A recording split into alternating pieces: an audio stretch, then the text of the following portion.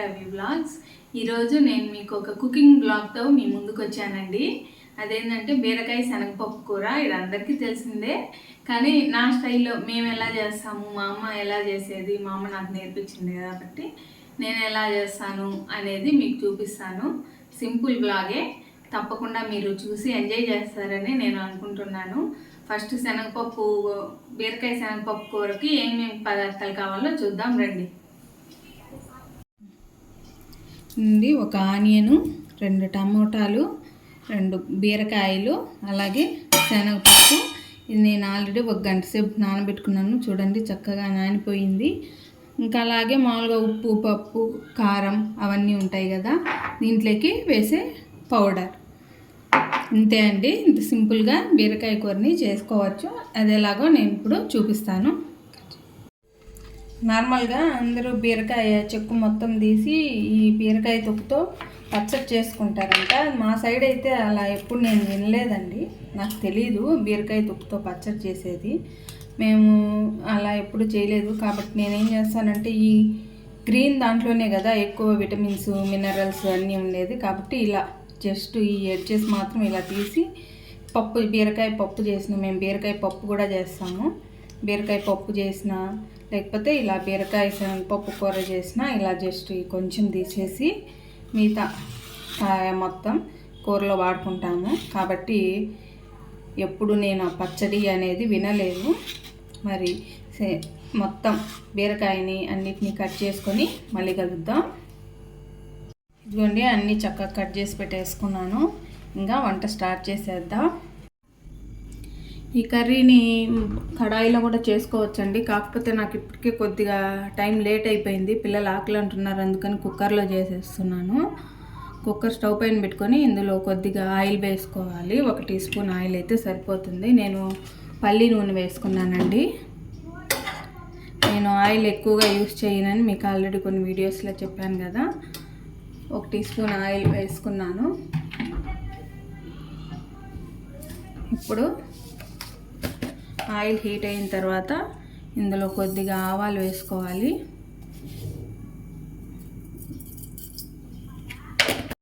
ఆవాలు ఫ్రై అయిన తర్వాత ఇందులో కట్ చేసుకున్న ఆనియన్ని వేసుకొని వీటిని కాస్త లైట్ గోల్డెన్ బ్రౌన్ కలర్ వచ్చేంత వరకు ఫ్రై చేసుకోవాలి. చూడండి, ఆనియన్ ఈ విధంగా కొద్దిగా ఫ్రై అయిన తర్వాత ఇందులో కరివేపాకు కూడా వేసుకొని ఫ్రై చేసుకోవాలండి.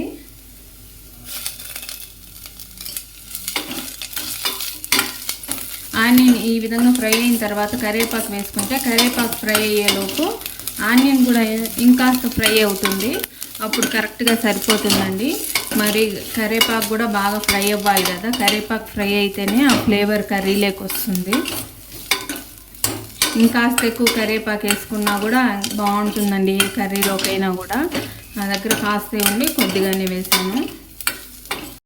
చూడండి, ఆనియన్ కరివేపాకు బాగా ఫ్రై అయిపోయినాయి కదా. ఇప్పుడు ఇందులో టమాటాని వేసుకుందాం. నాకు టమాటోని మ్యాక్సిమం అన్ని కూరల్లో ఇలాగ కోసే అలవాటే ఉందండి. సపరేట్గా కోసి ఇక్కడ వేసే అంత అట్లా ఎప్పుడూ లేదు. ఏ కర్రీలోకైనా కూడా టమోటా కట్ చేసి వేయాలంటే ఇలాగే కట్ చేసి వేస్తాను.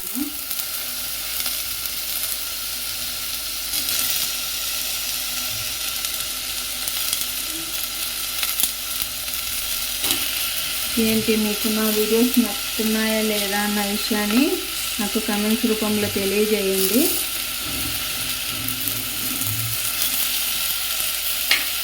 ఇలా వేసుకున్నాం కదా టమాటో. ఇప్పుడు ఇందులో కొద్దిగా పసుపుని యాడ్ చేసుకోవాలి. అలాగే కొద్దిగా ఉప్పును వేసుకొని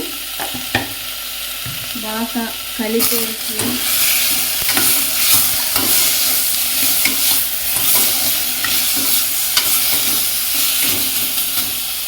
జస్ట్ 1 మినిట్ అలా మూత పెడితే టమాటాలు మెత్తగా మగ్గుతాయి.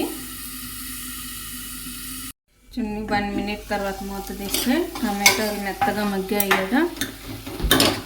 ఇప్పుడు వీటిని ఇలా స్మాష్ చేసేసుకుంటా ఉంటే మెత్తగా అయిపోతాయి. చూడండి, ఈ విధంగా స్మాష్ చేసుకోవాలి. అప్పుడు గుజ్జు గుజ్జుగా అయిపోతుంది. మీకు కనిపిస్తుంది కదా ఎంత బాగా గుజ్జుగా అయిపోతున్నాయో.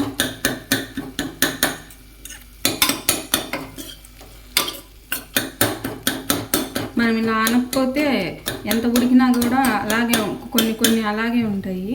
మనం ఇలా స్మాష్ చేసామనుకోండి కాస్త బాగా మెత్తగా గుజ్జుగా అయిపోతాయి. ఇలా చూసుకుంటూ కలుపుకోవాలి. మీకు నా వాయిస్ వినిపిస్తుందా? ఎందుకంటే నా దగ్గర మైక్ లేదండి, అందుకని అడుగుతున్నాను. నా వాయిస్ వినిపిస్తుందా, ఇంకాస్త గట్టిగా మాట్లాడాలా అనేసి. మైక్ కొనాలి, తొందరలోనే కొంటాను.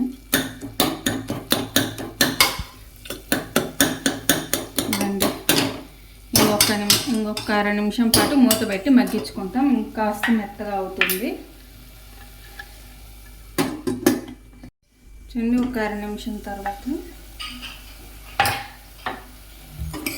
చూడండి బాగా చక్కగా ఉడికిపోయింది కదా, పేస్ట్ లాగా అయిపోయింది.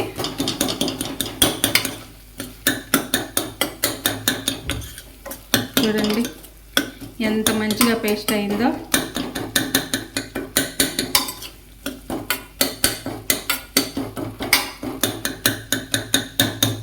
ఇప్పుడు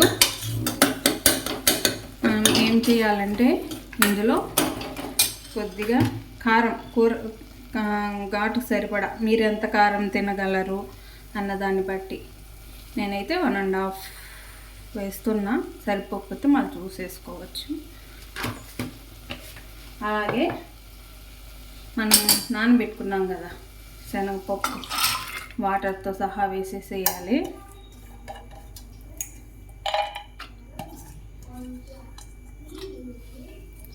అదేవిధంగా మనం కట్ చేసి పెట్టుకున్నాం కదా బీరకాయ ముక్కలు, ఇవన్నీ కూడా వేసేసేయాలి. శనగపప్పు కాస్త ఎక్కువగానే వేసానులేండి, ఎందుకంటే ప్రోటీన్ కదా, పిల్లలకు కానీ మనకు కానీ ప్రోటీన్ వస్తుందనేసి.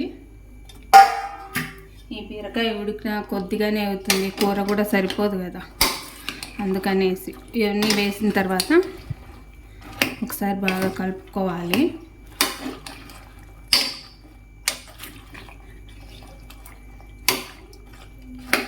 కలుపుకొని కొద్దిగా వాటర్ వేసుకోవాలి.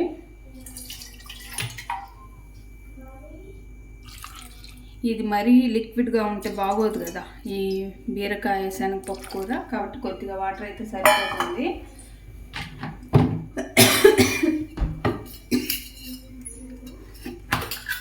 ఇప్పుడు ఇందులో ఒక టీ స్పూన్ ధనియాల పొడి వేసుకోవాలి. అలాగే 1 టేబుల్ స్పూన్ అంతా ఈ పొడి అన్నాను కదా, నేను ఫ్రై ఐటమ్స్లో కూడా వేస్తూ ఉంటాను కదా, మన ఇవి పచ్చిశనగపప్పు కాదు, శనగపప్పు, అలాగే ఇవి వెల్లుల్లి,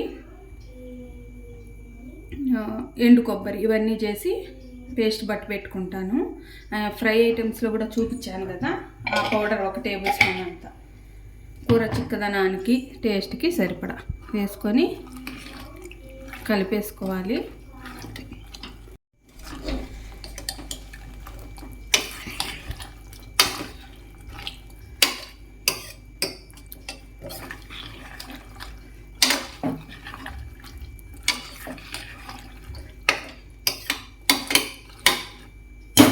ఇప్పుడు ఒకసారి కలుపుకున్నాక కొద్దిగా టేస్ట్ చూసి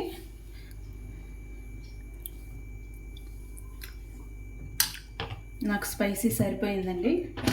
కాస్త సాల్ట్ కొంచెం తక్కువ వేసా కదా టమాటాల్లో, కొంచెం సాల్ట్ పడుతుంది, సరిపోతుంది. అంతే అండి. ఒకసారి కలిపేసి 3 విజిల్స్ వచ్చేంత వరకు కుక్కర్ మూత పెట్టుకోవాలి. 3 విజిల్స్ అంతే. నేను ఎందుకు కడాయిలో చేయకుండా కుక్కర్లో చేశానంటే బీరకాయ తొందరగా ఉడుకుతుంది, కానీ శనగపప్పు కొంచెం టైం పడుతుంది కదా, పిల్లలు ఆకులు అంటున్నారు. కుక్కర్లో అయితే ఈజీగా అయిపోతుంది కదా అనేసి అలా కుక్కర్లో చేశాను అంతే. శనగపప్పు ఉడికేదానికేమో కొంచెం టైం కావాల్సిందే కదా. ఇప్పుడు మూత పెట్టేసి ఒక 3 విజిల్స్ అండి, 3 విజిల్స్ వచ్చేంత వరకు మూత పెట్టుకోవాలి. 3 విజిల్స్ తర్వాత స్టవ్ ఆఫ్ చేసేసి కర్రీ ఎలా వచ్చిందో మీకు చూపిస్తాను. ఓకే అండి, 3 విజిల్స్ అయినాయి, ఆఫ్ చేసి ఇక్కడ పెట్టాను. ఇప్పుడు గ్యాస్ మొత్తం పూర్తిగా పోయింది. ఇప్పుడు ఓపెన్ చేసి చూద్దాం. వావ్, చూడండి కర్రీ పొగలు కక్కుతూ ఎలా రెడీ అయిపోయిందో. ఇవి చూడండి, శనగపప్పు కూడా పప్పు కలుపుతుంది, ఎంత మెత్తగా ఉడికిపోయిందో. దీనికోసమే నేను కుక్కర్లో చేశాను. ఇది ఆల్రెడీ పప్పుల పొడి వేసాం కదా, కొంచెం చల్లారింది అనుకోండి కొంచెం చిక్కగా అయిపోతుంది, ఇంత లిక్విడీగా ఉండదు. ఇప్పుడు చాలా వేడిగా ఉంది కాబట్టి ఇలా అనిపిస్తుంది. కొద్దిగా చల్లారితే కొంచెం గట్టిపడిపోతుంది. టేస్ట్ చాలా చాలా బాగుంటుందండి, తప్పకుండా ట్రై చేయండి. ఎంత ఈజీగా సింపుల్గా చేశాను కదా, మీరు తప్పకుండా ట్రై చేసి మీకు ఎలా కుదిరింది అన్న విషయాన్ని నాకు చెప్పండి. ఇప్పుడు టేస్ట్ చేసి ఎలా ఉందో చెప్తాను. చూడండి, రైస్ కూడా వేడి వేడిగా ఉంది కదా, వేడి వేడి అన్నంలోకి వేడి వేడి బీరకాయ టమాటా శనగపప్పు కర్రీ. కాంబినేషన్ ఎంత బాగుంటుందో, చాలా చాలా టేస్టీగా ఉంటుంది.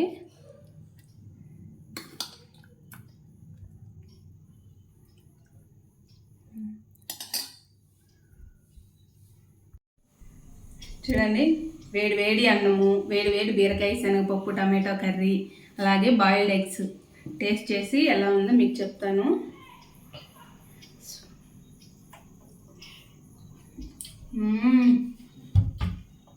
చాలా చాలా టేస్టీగా ఉంది, ఎవరికైనా ఇలాగే నచ్చుతుంది. మా పాపకు కూడా పెడతాను, ఎలా ఉందో చెప్తారు చూడండి. మా చిన్న పాపకు పెడుతున్నాను. ఎలా ఉందన్నా? సూపర్, సూపర్ అంట. నిజంగానే చాలా టేస్టీగా ఉంది, పిల్లలకైనా పెద్దలకైనా ఇలాగే నచ్చుతుంది. అలాగే చాలా హెల్దీ కూడా. తప్పకుండా మీరు కూడా ట్రై చేసి ఎలా ఉంది అనే విషయాన్ని నాకు కమెంట్స్ రూపంలో తెలియజేయండి. అలాగే మీకు నా వీడియోస్ నచ్చినట్లయితే తప్పకుండా లైక్ చేసి, షేర్ చేసి, సబ్స్క్రైబ్ చేయండి.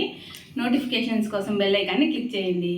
బాయ్, మరి మరో వీడియోలో కలుద్దాం. బాయ్.